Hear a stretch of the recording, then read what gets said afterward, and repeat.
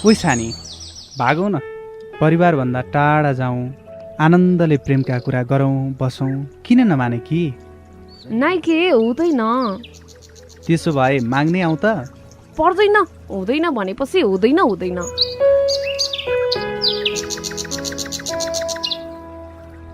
ए मेरो प्यारे, किन कुरा नबुझेको? बिहे भनेको भाँडाकुडी खेलेको जस्तो होइन के। फेरि बिहे फिल्ममा देखाए जस्तो सजिलो छ र? उमेर पुग्या छैन, सोच त, तिमी 18 म 17, न कमाइ छ न के, बेला न कुबेला बिहे। पैसाको चिन्ता गर्छौ? बालाउरे बाजे पेन्सनवाला, चिन्ता नलेऊ सानी। ए कति सजिलो छ है, बाउबाजेको पैसाले रोजाइ गर्ने विचार। तिमीले जेसुकै भन, म अहिले बिहे गर्ने सोचमा नै छैन। आखिर एकअर्कालाई माया गरिहाल्छौँ, फेरि कसैले छुटाउन पनि त खोजेको छैन। दुवैले पढाइमा ध्यान दिउँ, राम्रो गरौँ न, आफ्नो भविष्य बनाऊ, आनन्दले बिहे गरौँला, हुँदैन र प्यारे? ठिकै छ, माया गर्ने मान्छेले नै भर दिएपछि 2-4 वर्ष त पर्खौँला। अब मेरो ध्यान पनि पढाइमै जान्छ कि कसो? ओ मेरो प्यारेको बल्ल बुद्धि बोलाएछ, यो हो नि त तरिका।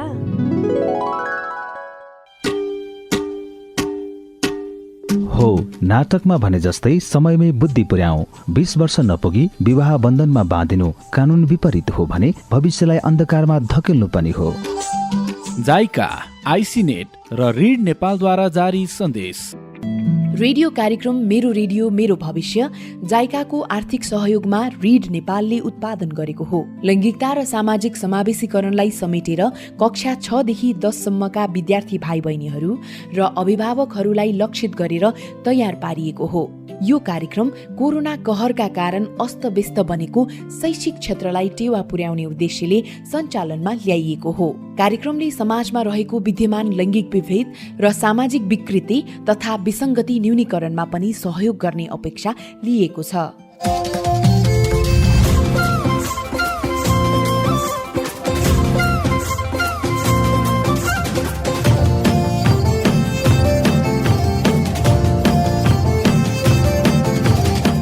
रेडियो कार्यक्रम मेरो रेडियो मेरो भविष्यबाट नमस्कार, म शिखर गजरकोटे। आजको कार्यक्रम अन्तर्वैयक्तिक सिप अर्थात् इन्टरपर्सनल स्किलमा केन्द्रित छ। खास गरी अन्तर्वैयक्तिक सिप भनेको के हो, यसको महत्त्व के छ र कसरी आर्जन गर्न सकिन्छ भन्ने विषयमा आजको कार्यक्रम सुन्न सक्नुहुनेछ। यो कार्यक्रम कोरोना भाइरस कोभिड-19 को जोखिमपछि विद्यालय जानबाट वञ्चित र प्रभावित विशेष गरी किशोरीहरूको विद्यालय छाड्ने दरलाई घटाउने उद्देश्यसहित जाइका, आइसीनेट र रीड नेपालको सहकार्यमा उत्पादन गरिएको हो। विद्यार्थी भाइ बहिनीहरू, सायद तपाईहरूलाई अवश्य पनि सम्झना होला, हामीले यस अगाडि प्रभावकारी सञ्चार सिप सम्बन्धी छलफल गरेका थियौं। प्रभावकारी सञ्चारका लागि सक्रिय सुनाई, अशाब्दिक सञ्चार, स्वर तथा आवाजको प्रयोग, श्रोता तथा दर्शकको ध्यानाकर्षण तथा व्यवस्थता जस्ता पक्षहरूको आवश्यकता पर्छ। त्यसै गरी आजको कार्यक्रममा पनि हामी यस्तै विषयवस्तु लिएर उपस्थित भएका छौँ। आज हामी अन्तर्वैयक्तिक सिप अर्थात् इन्टरपर्सनल स्किल विषय लिएर उपस्थित भएका छौँ। वास्तवमा विद्यार्थी भाइ बहिनीहरू, व्यक्तिको अन्तर्वैयक्तिक सिप विकासको लागि निजमा प्रभावकारी सञ्चार सिप हुन आवश्यक छ। अन्तर्वैयक्तिक सिप के हो र व्यक्तिमा यो सिप विकास कसरी गर्न सकिन्छ भन्ने कुराको चर्चा गर्नु अगाडि म तपाईलाई 2 जना विद्यार्थी बीचको छलफल सुनाउन गइरहेको छु। ध्यान दिएर सुन्नुहोस् है त। हुन्छ सर।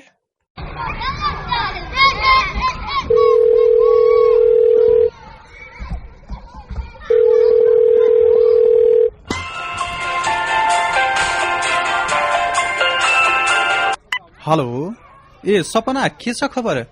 अनिल, मेरो त सबै ठिकै छ, अनि तिम्रो नि? मेरो नि ठिकै छ, घरमा बस्दा बस्दा बोर लागेको छ। त्यही त, कहिलेदेखि स्कुल जान पाइने होला? साथीभाइसँग खेल्ने, गफ गर्ने जस्ता कुरा त अनलाइन कक्षाबाट नहुने रहेछ नि। त मलाई पनि त्यस्तै लागेको छ। मैले त अरू भन्दा पनि रिता म्यामलाई साह्रै मिस गरेको छु। मैले पनि त। म्याम कति जाति हुनुहुन्छ है?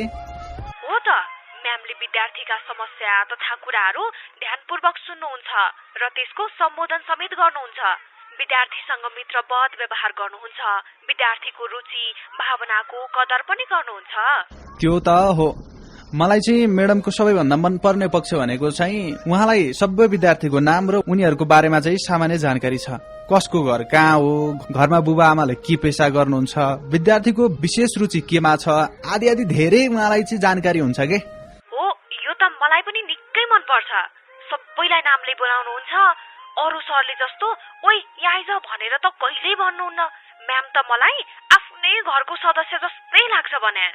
म्याडमको अर्को बानी भनेको अरूको कामको प्रशंसा र सम्मान गर्ने। यो बानी त मलाई असाध्यै मन पर्छ हो। अरू सरले त होमवर्क नमिले पनि कस्तो गाली गर्ने, गोबर तोरी लाउरे यति पनि आउँदैन भन्नुहुन्छ। हो भने म्यामले त प्रयास राम्रो छ, अझ यस्तो गरेको भए कति राम्रो हुन्छ भनेर सम्झाउनुहुन्छ। मलाई त कति आनन्द लाग्छ यसो भन्दा। म्यामले सिकाएको कुरा सिकौँ लाग्छ। बुझ्न पनि राम्ररी बुझ्छु म त म्यामले सिकाएको कुराहरू। म्याम त रिसाउँदा पनि हाँसेरै रिसाउनुहुन्छ के, मलाई त अचम्म लाग्छ हो। हो त, एक त म्यामलाई रिस नै उठ्दैन, उठे पनि हाँसो र मुस्कान सहितको रिस क्या। ए अनलाइन कक्षा पो सुरु हुने समय भइसकेछ। बाई। ए साँच्ची अनिल, एक दिन रिता म्यामलाई भेट्न घरैमा जाऊँ न ल। म्यामसँग एकछिन भए पनि गफ गर्न मन लागेछ मलाई त। ल भइहाल्छ नि, एक दिन मिलाएर जाउँला। अनलाइन क्लास सुरु भइसक्यो। ल है, बाई बाई। ल बाई। विद्यार्थी भाइ बहिनीहरू, सपना र अनिल बीचको कुराकानीको आधारमा उनीहरूको शिक्षक रिता म्यामका कुन कुन विशेषताहरू तपाईहरूलाई मन पर्यो? सपना र अनिललाई रिता म्याम मन परे जस्तै तपाईहरूका लागि पनि सबैभन्दा मनपर्ने साथी, शिक्षक तथा अन्य कोही व्यक्ति हुन सक्छन्। तपाईहरूलाई मनपर्ने व्यक्तिका विशेषताहरू सोच्नुहोस् त। सपना र अनिल बीचमा भएको कुराकानीको आधारमा रिता म्यामले विद्यार्थीको समस्या तथा कुराहरू सक्रिय भएर सुन्ने र सोको सम्बोधन गर्ने, विद्यार्थीसँगको मित्रवत व्यवहार, विद्यार्थीको भावना, विचार तथा रुचिको कदर वा कामको प्रशंसा, विद्यार्थीको नाम लगायतका विविध पक्षहरूको जानकार, मृदुभाषी र हंसमुखी जस्ता विशेषताका कारण उहाँसँग सधैँ विद्यार्थीहरूसँगको व्यवहार र सम्बन्ध राम्रो रहेको छ। यसलाई नै अन्तर्वैयक्तिक सिप भनिन्छ। विद्यार्थी भाइ बहिनीहरू, वास्तवमा अन्तर्वैयक्तिक सिप भनेको एक व्यक्तिले अर्को व्यक्तिसँग प्रभावकारी रूपमा सञ्चार र समन्वय गर्नु, मित्रवत र सहयोगी भावना एवं व्यवहार देखाउनु तथा मित्रवत सम्बन्ध कायम गर्नु हो। व्यक्तिहरूमा अन्तर्वैयक्तिक सिप भएन भने उनीहरू बीचको सहयोग, मित्रवत सम्बन्ध र सद्भाव तथा समझदारीको कल्पना समेत गर्न सकिँदैन। विद्यार्थी भाइ बहिनीहरू, अब व्यक्तिहरूसँग राम्रो अन्तर सम्बन्ध कायम राख्नको लागि अरूलाई काम सिकाउँदा सकारात्मक भई सहयोगीको रूपमा सिकाउनुपर्छ। अरूलाई चित्त दुख्ने गरी होच्याएर बोल्नु हुँदैन। अरूसँग कुरा गर्दा मर्माहत हुने शब्दहरू प्रयोग गर्नु हुँदैन। अरूको आलोचना गर्ने बानीले केवल सम्बन्ध मात्र बिगार्छ र आफूलाई नोक्सान गर्छ। साथै आफूले आदर पाउनु छ भने अरूलाई पनि आदर र सम्मान गर्न जान्नुपर्छ। अघि भर्खरै भाइ बहिनीहरूले सपना र अनिल बीचको कुराकानी त सुनिहाल्नु भयो। रिता म्यामलाई सबै विद्यार्थीले उच्च आदर किन गरेका होलान्? किनकि रिता म्यामले पनि सबैलाई माया गर्नुहुन्छ र सबै विद्यार्थीको भावना, विचार र कामको प्रशंसा र आदर गर्नुहुन्छ। यो त न्युटनको तेस्रो नियम जस्तै हो। कसैप्रति आदर गरे उही मात्रामा आदर आफूतिर फर्किन्छ र अनादर गरे अनादर नै। के कसो विद्यार्थी भाइ बहिनीहरू? हामीले सबैसँग राम्रो सम्बन्ध राख्नको लागि एउटा महत्त्वपूर्ण कुरा के हो भने 2 पटक सोचेर निर्णय गर्ने, अर्थात् थिङ्क ट्वाइस देन डिसाइड। हामीले कहिलेकाहीँ सोच्दै नसोची आवेशमा आएर कसैलाई केही भन्छौँ, तर पछि मनै मैले यस्तो किन गरेको होला, मैले त्यो नगरेको भए पनि हुन्थ्यो भनेर पछुताउँछौँ। तर हामीले गरेको निर्णय वा बोलेको बोलीले अर्को व्यक्तिलाई असर पुगिसकेको हुन्छ। उसले तपाईँप्रति गलत धारणा बनाइसकेको हुन्छ वा सम्बन्ध चिसो भइसकेको हुन्छ। पछुताएर के काम? त्यसकारण पनि पहिले सोचेर बोल्नुपर्ने हुन्छ। नसोची बोल्दा न्याउरी मारी पछुतो जस्तै हुन्छ है विद्यार्थी भाइ बहिनीहरू। अन्तर्वैयक्तिक सिप विकासको लागि मानवीय सम्बन्ध सिपको आवश्यक पर्छ। मानवीय सम्बन्ध सिप अन्तर्गत विभिन्न पक्षहरू पर्छन्, जस्तै कसैलाई सम्बोधन गर्दा नामले गर्ने, सम्बन्धित व्यक्तिको बारेमा सामान्य जानकारी राख्ने, अन्य व्यक्तिप्रति सकारात्मक बन्ने, राम्रो कामको प्रशंसा गर्ने, आफूलाई एक विश्वासयोग्य पात्र बनाउने, अन्य व्यक्तिलाई पनि विश्वास गर्ने तथा अरूको कामको सम्मान तथा प्रशंसा गर्नुपर्छ। विद्यार्थी भाइ बहिनीहरू, हामीले अरूबाट जस्तो व्यवहारको अपेक्षा गर्छौँ, अरूलाई पनि त्यस्तै व्यवहार गर्नुपर्छ। यस्तो व्यवहारले आफूसँग काम गर्ने व्यक्तिहरू तथा साथीभाइहरूसँग सम्बन्ध राख्ने कार्यमा सहयोग पुग्छ। यसको लागि म केही सूत्रहरू भन्छु, ध्यान दिएर सुन्नुहोस् है त। पहिलो सूत्र हो प्रभावकारी सञ्चार। यो त हामीले केही दिन अगाडि रेडियो कार्यक्रम मेरो रेडियो मेरो भविष्यमै पढेका थियौँ। अरू व्यक्तिसँग सम्बन्ध बढाउन सक्रिय सुनाइ महत्त्वपूर्ण हुन्छ।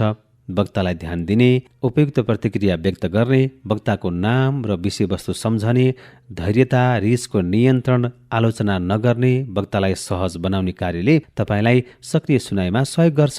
अरूसँग बोल्दा वा कुराकानी गर्दा हाउभाउ, भाव, भाषा, स्वरको आरोह अवरोहलाई सही किसिमले प्रयोग गर्नुहोस्। यस सम्बन्धी हामीले प्रभावकारी सञ्चार कार्यक्रममा छलफल पनि गरिसकेका छौँ होइन त। अब दोस्रो हो विविधताको स्वागत। हरेक संस्कृतिको बीचमा समानता र फरक पाइन्छ। प्रत्येक व्यक्तिमा विशिष्ट अनुभवहरू हुन्छन्। यस्तो फरकले एक अर्काबाट सिक्न पनि सकिन्छ। तपाईँभन्दा फरक मान्छे भेटेमा खुल्ला दिमाग राख्नुहोस्, असमानताहरू स्वीकार्नुहोस्। तपाईँभन्दा फरक क्षेत्र, भूगोल, धर्म, संस्कृतिका व्यक्तिका मूल्य र मान्यताको सम्मान गर्नुहोस्। यसका आधारमा तपाईँले कसैलाई पक्षपात वा दमन गर्नुहुन्छ भने त्यस्ता व्यक्तिहरूसँग तपाईँको राम्रो सम्बन्ध रहनै सक्दैन। तेस्रो हो सोचेर निर्णय गर्ने। बोल्नु वा कार्य गर्नुभन्दा अगाडि 2 पटक सोचौँ। तपाईँको बोलीले अरूलाई दुखित बनाएको छ कि? यदि तपाईँको बोली र कार्यले राम्रो परिणाम आउँदैन भने त्यसलाई व्यक्त नगरौँ। चौथो हो टाढिएकाको खोजी गरौँ। अरू व्यक्तिले पनि तपाईँ जस्तै लाज र असुरक्षित महसुस गर्न सक्छन्। यदि कोही भिडदेखि टाढा बसेको छ, हराएको जस्तो देखिन्छ भने उसलाई भेटेर आफ्नो परिचय दिनुहोस् र परिचय माग्नुहोस्। खुल्ला प्रश्नले बातचितको सुरुवात गर्न सहयोग गर्छ। पाँचौं हो नम्रता। नम्र भाषा प्रयोग गर्दा अरू व्यक्तिले तपाईँलाई नजिक सम्झनेछन्। प्लिज, थ्याङ्क यू जस्ता साधारण शब्दको ठूलो महत्त्व रहन्छ। राम्रो व्यवहारको अभ्यासले अरू व्यक्तिले तपाईँ अरूको ख्याल गर्नुहुन्छ भन्ने थाहा पाउँछन्। छैटौं हो समरूपी।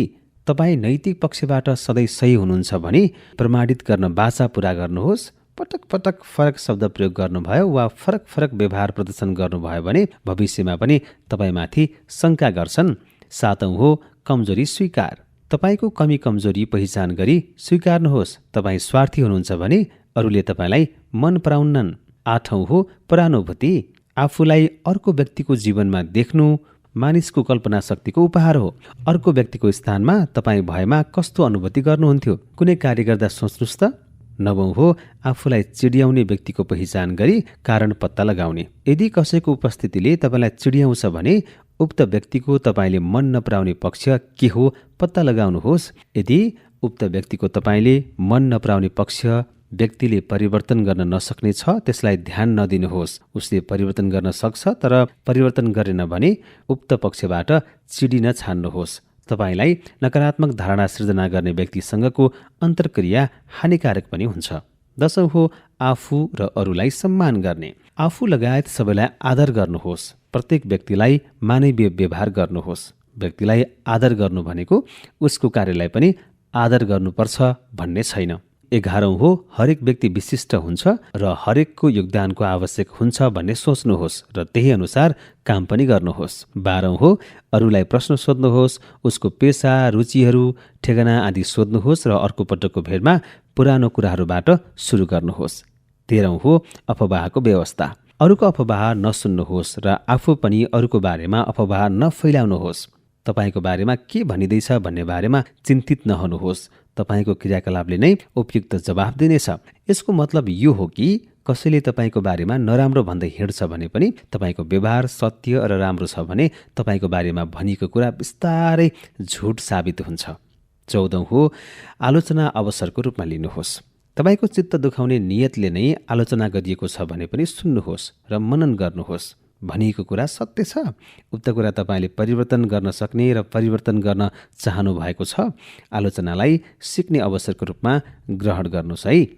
15औं हो, अरूले तपाईँलाई नराम्रो हेराइ गर्यो, चित्त दुखाउने टिप्पणी गर्यो, तपाईँलाई बेवास्ता गर्यो भने पनि अरू कुराहरूलाई वास्ता नगर्नुहोस्। हरेक व्यक्तिलाई दोस्रो मौका प्रदान गर्नुहोस्।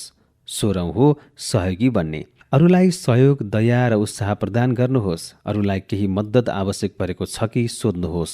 उसले अस्वीकार गरे पनि उसलाई आवश्यक छ भने सहयोग गर्नुहोस्। 17औं हो, सकारात्मक बन्नुहोस्। सोचाइ र छलफलमा हरेक क्षण सकारात्मक चिजहरूप्रति केन्द्रित हुनुहोस्। तपाईँको प्रतिकूल हुने कुनै कार्यहरूप्रति नसोची तपाईँको भलो हुने चिजको मात्र सोचाइ गर्नुहोस्। 18औं, मुस्कुराउनुहोस्। तपाईँ आफ्नो मुडमा हुनुहुन्न वा अन्तर्क्रिया गर्ने मुडमा हुनुहुन्न भने पनि मुस्कुराउनुहोस्।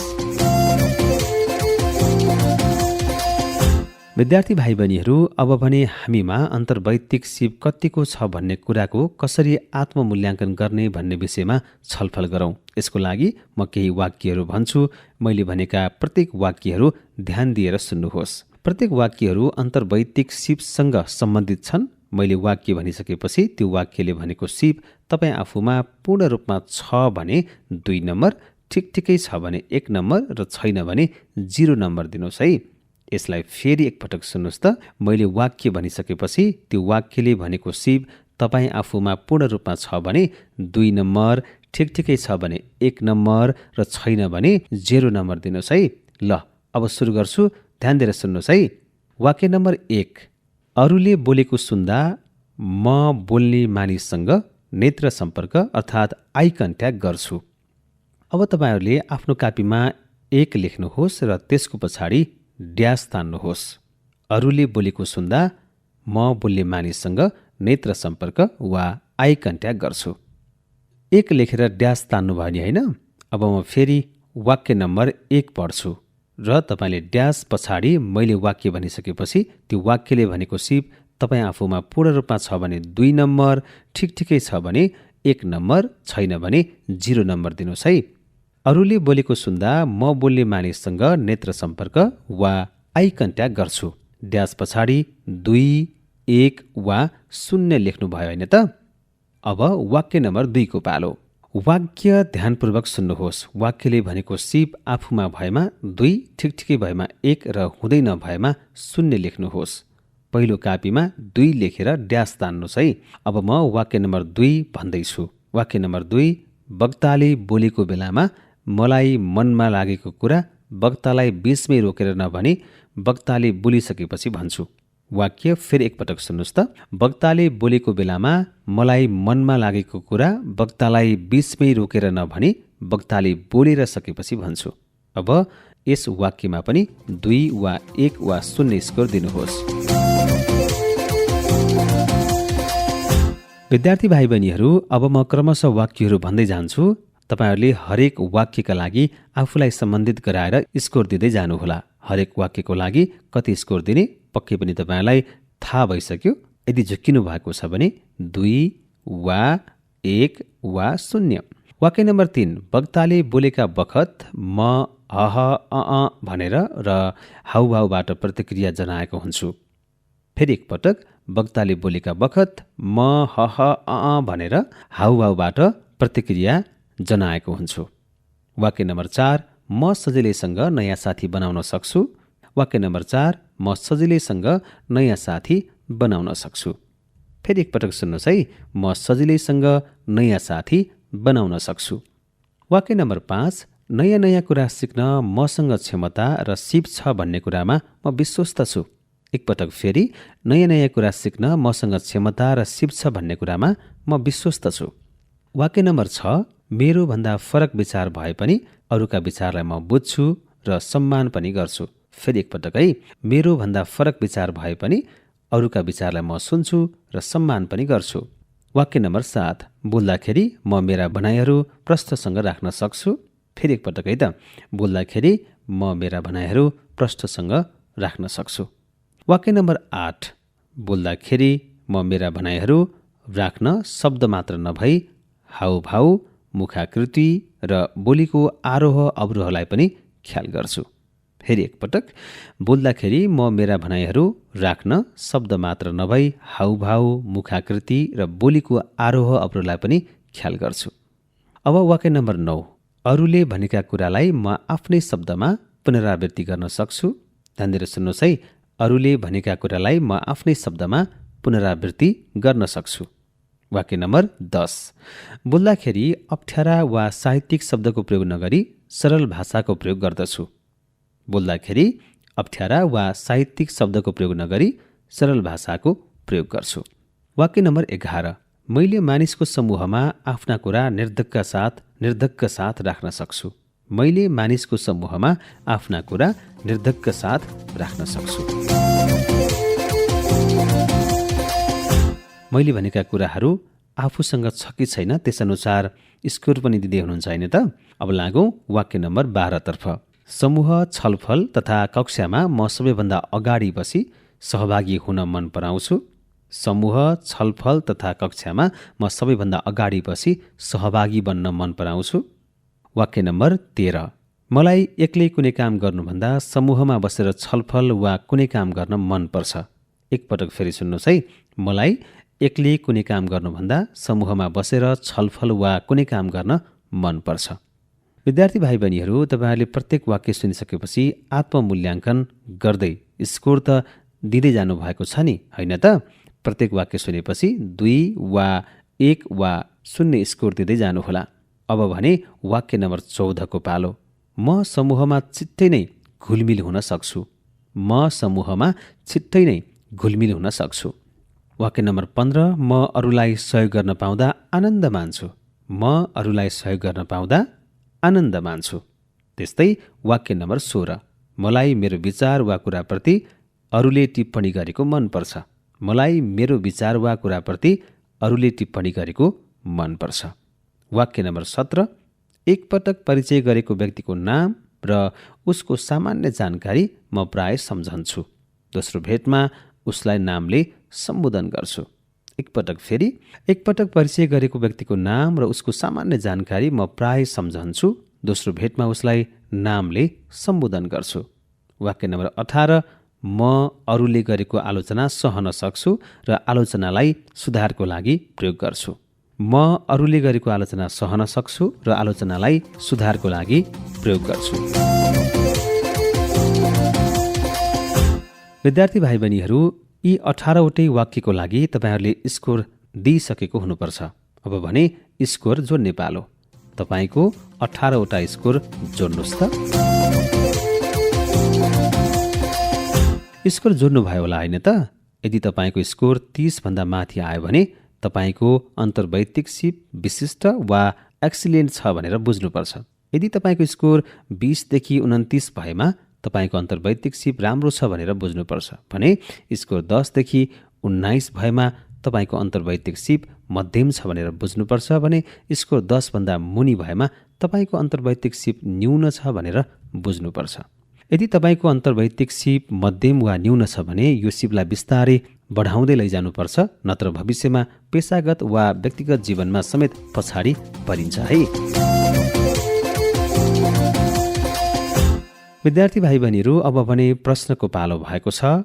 अघिल्ला कार्यक्रमहरूमा जस्तै म तपाईँहरूलाई 3 वटा प्रश्न सोध्न गइरहेको छु। ध्यान दिएर सुन्नुहोस् है। पहिलो प्रश्न छ, कुनै कुरा बोल्दा कम्तीमा कति पटक सोचेर बोल्न उपयुक्त हुन्छ होला? कुनै कुरा बोल्दा कम्तीमा कति पटक सोचेर बोल्न उपयुक्त हुन्छ होला? दोस्रो प्रश्न छ, अरूको आलोचनाले हामीलाई कस्तो फाइदा पुर्याउँछ? अरूको आलोचनाले हामीलाई कस्तो फाइदा पुर्याउँछ? र तेस्रो प्रश्न छ, हामीले अरूबाट आदरको अपेक्षा गर्छौँ भने हामीले अरूलाई पनि के गर्नुपर्छ? हामीले अरूबाट आदरको अपेक्षा गर्छौँ भने हामीले अरूलाई पनि के गर्नुपर्छ? प्रश्न उत्तरमा सहभागी बन्ने तरिका हो एसएमएस। एसएमएसको लागि तपाईँले मोबाइलको म्यासेज बक्समा गएर रिड नेपालको छोटो रूप आर्यन टाइप गरेर सोधिएका प्रश्नको जवाब क्रमशः टाइप गरी नाम र ठेगाना सहित 31007मा सेन्ड गर्न सक्नुहुनेछ।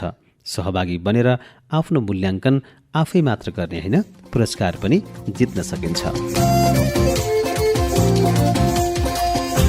एसएमएसमा सहभागी बन्ने विद्यार्थी भाइ बहिनीहरू मध्येबाट 3वटै सही जवाफ मिलाउने मध्ये गोला पर्था हुन्छ र त्यहाँबाट 1 जना विजेता छनौट गरिनेछ।